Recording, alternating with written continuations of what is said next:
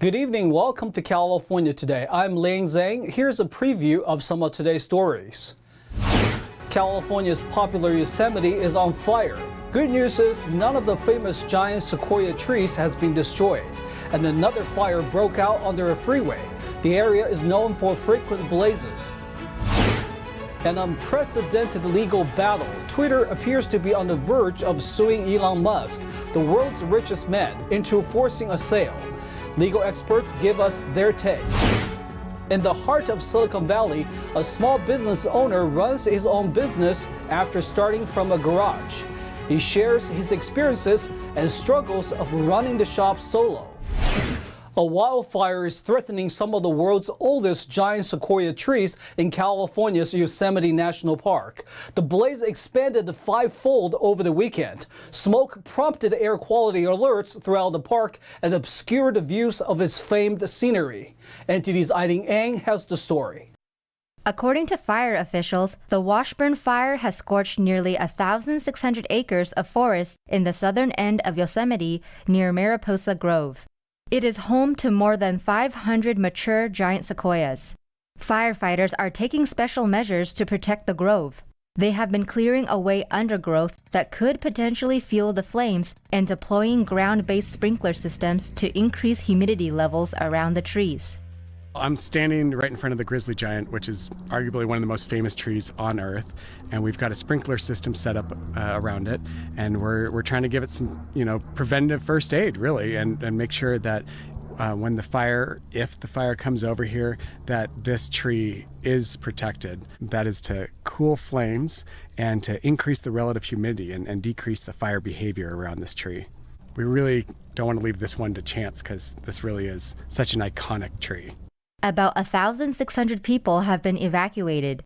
The Park Service also shut down the southern entrance to the park, which park officials say draws about 4 million visitors a year. Firefighters use offensive firing to speed up the process. So it's all dependent on the situation and the conditions, and really there's many tools and tactics that we utilize, and it's just picking the appropriate one for the right time.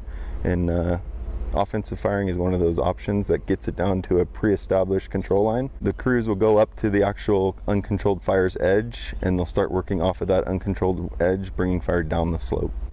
The park's best-known attractions, including Yosemite Valley, remain accessible to visitors from its western entrance.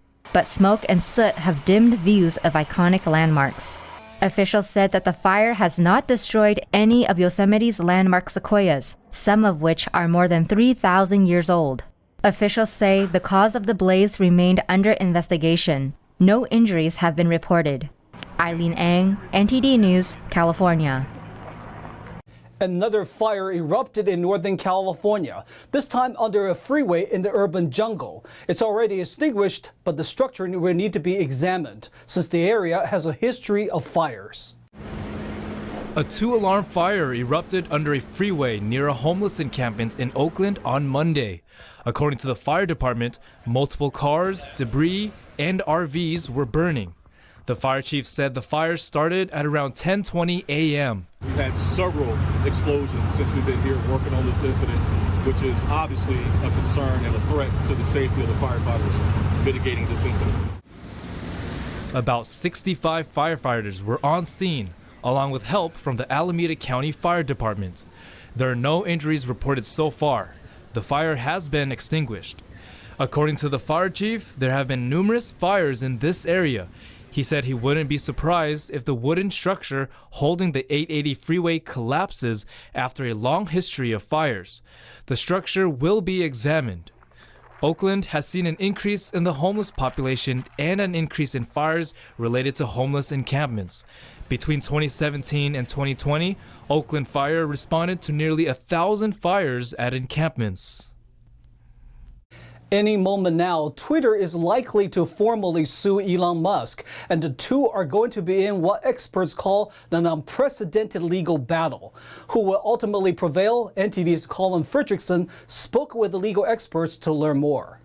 Elon Musk wants to exit the Twitter deal, and Twitter is suing to make him buy, setting up the two for an unprecedented legal battle. It's a nightmare for Twitter. to deal with. Dan Ives is a senior equity research analyst at Wedbush Securities. Ives says it's been a circus show for Twitter since April. Employee turnover, advertising, headwinds, competitive issues, a lot of stakeholders. And this is a company that was getting ready basically to be bought. Now all of a sudden it's a standalone public company again. Causes strategic chaos. Musk started pulling out late Friday, saying that Twitter breached multiple provisions in their agreement. Mainly, he says, Twitter isn't being honest about how many accounts are bots or automated accounts that aren't real people. If you're basing your user base and there's a big segment of them that are not real users, the company is actually worth less. Oscar Gomez is managing partner at EPGD Business Law. Gomez says it's going to be difficult to prove how many bots Twitter actually has. Twitter says that fewer than 5% of accounts are bots, while Musk suggests that likely over 20% are bots. Unless Twitter has been engaged in some sort of whole-scale fraud in terms of the extent of user bots, I think there's a very good chance that Musk might lose this litigation. Dominic Romano is the managing attorney at Romano Law PLLC. Romano believes it's highly unlikely Twitter is hiding the number of bot accounts. Remember, it's a public company. The executives would be in significant legal peril, not just on this deal with Musk, but with the SEC, the Securities and Exchange Commission. Romano says Twitter would also face shareholder lawsuits. At any moment, Twitter may formally file the lawsuit in the Delaware Court of Chancery. Colin Fredrickson, NTD News. It's a great time to shop as Amazon's Prime Day and Target's Deal Day are offering big savings. Target Deal Days is underway from Monday to Wednesday this week. On Target.com and the Target app, you can find hundreds of thousands of deals over the next 3 days. From Target-owned and national brands to luxury and stock-up items, no item is out of bounds for price slashing in this year's promotion. Target Deal Days starts precisely 1 day before Amazon's own deal day, named Prime Day, which runs Tuesday and Wednesday. Both corporate megaliths are competing for customers' business, offering same-day fulfillment options such as same-day delivery and order pickup. Target is offering up to $70 off Apple products, 50% off a selection of top tech and headphones, 25% off beauty, and up to 30% off home items. If you spend $50 at Target on food and beverage, you get a $10 Target gift card. Amazon is offering competitive deals. However, in order to access their deals, you will have to sign up and become a member. Other companies are also jumping on the summer savings wagon, with companies such as Bed Bath & Beyond, Best Buy, Walmart, and Home Depot all offering rock-bottom deals this week. There is quite a few businesses born out of someone's garage, and it's no different for one small business owner in California. He tells NTD's David Lamb his struggles and experience as being the owner and only employee at his shop. Not many businesses opened during the COVID-19 pandemic, but it was the birth of a local automotive window tinting business in San Jose. I feel like a lot of people who want to start businesses, they're very scared. They always doubt themselves. Their family, friends sometimes don't really support them. I feel like you need to surround yourself with people who support you, who are willing to push you, and just if you doubt yourself, it doesn't hurt if you fail. As long as you fail and you learn from your mistakes, you will be fine. Josh Fan is the owner of Rogue Auto Salon in San Jose, California. He says the percentage indicates level of visible light transmission, meaning how much light can go through the tint film.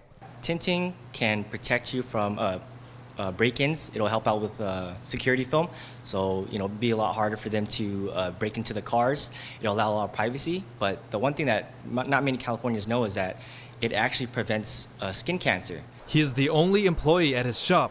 As he said, razor-sharp talent was hard to come by in both California and his industry. I've been trying to find hires, but it's been really difficult. So usually I'll just have a few of my friends come by, swing by, and help me. You have to be very meticulous with this job. So you have to understand how this works, the process, because if you make one minor mistake, you cause the film to have contamination, and then your job is not good.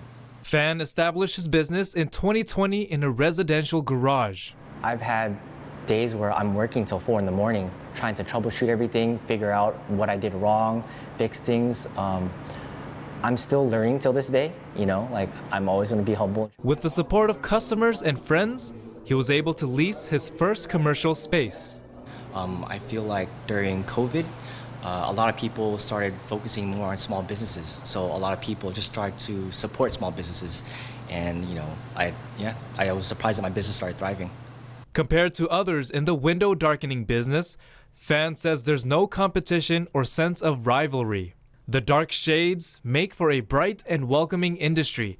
As he says, there's always potential customers as new cars are produced annually. He first started specializing in ceramic window tinting and expanded into paint correction and paint protection film as an auto styling specialist. Attention to detail and patience is required in the tinting business, and after Fan honed his craft for 2 years, he wants to share his passion with others that are eager to learn. My passion is to teach students what I enjoy, what I love. And, I think it'll be a thriving business. Fan plans to open the doors to tinting classes in August. David Lamb, NCD News, California. We are going to take a short break, but here's a look at what we've got for you when we come back. SpaceX launched the latest batch of satellites from a Southern California Air Force base. The satellites autonomously landed back on a drone ship. With high prices and supplies shortages, some Americans are worried that almonds could be next. The art of tea preparation has more than what meets the eye. NTD's Ilene Ang learns how it's done down to the T. That and more on California Today.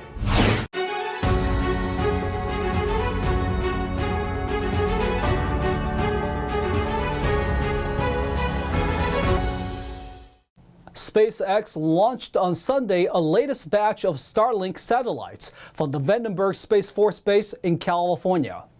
Officials said the Falcon 9 rocket was set to launch 46 Starlink satellites into low Earth orbit. As with other SpaceX rockets, the first stage booster supporting the mission detached from the rocket. It autonomously landed back on a drone ship named Of Course I Still Love You, stationed in the Pacific Ocean. The booster has been used in launching 3 other Starlink missions and is hoped it will be used for future launches too. After removing a tax for marijuana producers, California approved a plan to tax lithium, the integral component of batteries in both smartphones and electric vehicles. Existing lithium companies say that the tax will scare off both customers and investors. According to a recent report from the Almond Board of California, exports of the popular nut is down 13% this year. This, despite the crop doing well and shipments hitting a new record. The Los Angeles Times reports about 1.3 billion pounds of unsold almonds are stuck in processing and packing plants. Experts say while shipping costs have improved, they are still high. The industry is also worried that the ongoing drought in parts of California could impact its harvest. Still, they say sales of almonds remain strong around the world. Ever wonder what a Japanese tea ceremony is like? NTD's Ilene Ang learns how tea is traditionally prepared and served to guests through a demonstration.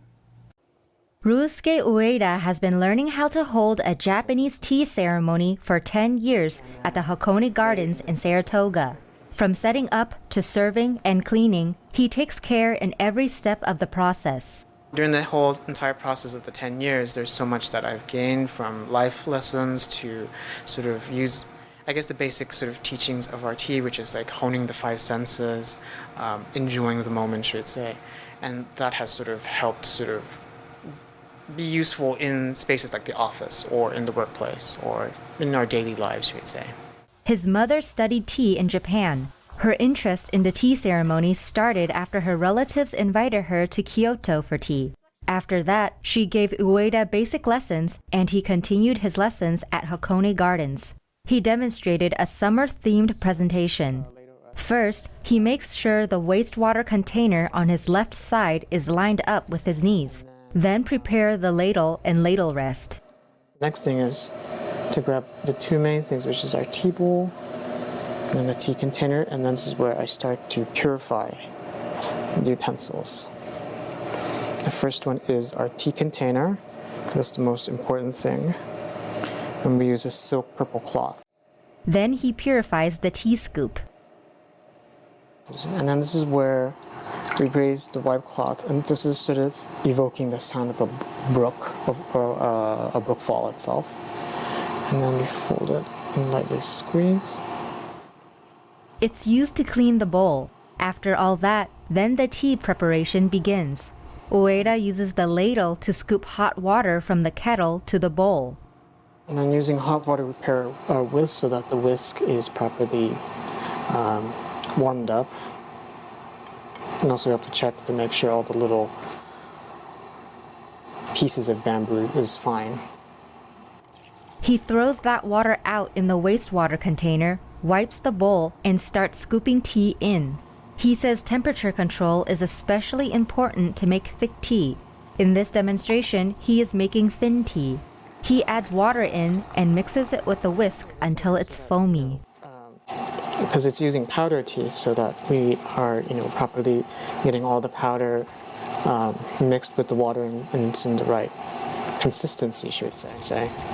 And in our tradition, we make sure that the matcha itself is fully frothy. Other traditions will prefer it differently, and that reflects their tradition itself. A tray of sweets is presented for the guest, who eats one first before drinking the slightly bitter tea. He picks up the bowl and scoots forward toward the guest, turns the bowl twice clockwise so the flower pattern faces the guest, and serves. So you'll grab it with your right hand on the side, and then you put it onto your left hand, yes. And then you give one bow, and you rotate twice, clockwise. And then you consume. The guest wipes the edge of the bowl with their fingers and then wipes the fingers on a napkin. Then the bowl is returned to the host for the cleanup procedure. You're moving it forward, yep, and then you're moving yourself, yes. Twice? Yes. And then you rotate the bowl counterclockwise, or actually clockwise, clockwise. Twice? And then you put it right here. And then you return to your position. He first cleans the utensils to clean the bowl with hot water. And this is where the guest will say, "Dozo shimayo," and then I receive it. And I say, "Oshimai ni sasete itadakimasu." Ueda appreciates the slower process, taking the time to observe the surroundings. Always moving by the millisecond so much that we don't take the moment to pause and then contemplate about everything, she would say. And then also even just silent observation, and that's what tea is. Whether it's the span of 20 minutes of a short gathering or the length of a few hours of a full formal gathering, it's the process of just sitting there quietly and observing the hosts of what they're doing, observing the objects. The rigorous yet delicate ceremony helps Ueda find peace. For me in tea, it's just like throughout the whole entire process, it's just like that there's consistency. That's one thing in this world that's so unstable, that you want something consistent, and tea was the one thing that was so consistent that gave me grounding, I should say. The decor and utensils are from Ueda's personal antique collection. The bowl the guest drinks from is from China's last dynasty, the Qing dynasty. The water pot is from China's earlier Ming dynasty, making it about 500 years old. But the oldest piece is the thin tea scoop, which is 1,400 years old. It is customary for guests to inquire about the age and origin of the host's tea utensils. Ilene Ang, NTD News, Saratoga, California. Now to NTD's Thomas Christian for the Sports Roundup.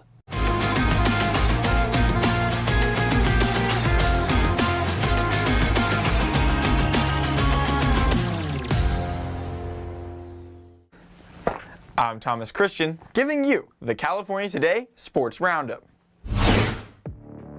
The Baltimore Orioles, who were widely expected to post one of baseball's worst records at season's outset, moved within a game of 500 by capping a 4-game sweep of the Anaheim Angels with a 9-5 win on Sunday.